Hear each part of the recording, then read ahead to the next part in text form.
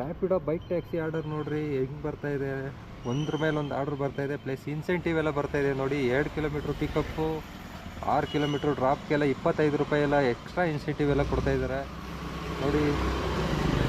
ಚಿಂದಿ ಆರ್ಡ್ರುಗಳು ಮಾತ್ರ ಬರ್ತಾ ಇದೆ. ಮಳೆ ಬಂದು ನಿಂತಿದೆ ಇವಾಗ, ಆರ್ಡ್ರ್ ಮಾತ್ರ ಬ್ಯಾಕ್ ಟು ಬ್ಯಾಕ್ ಬರ್ತಾ ಇದೆ ನೋಡಿ. ಅಬ್ಬಬ್ಬಬ್ಬ ಲ್ಯಾಟ್ರಿ.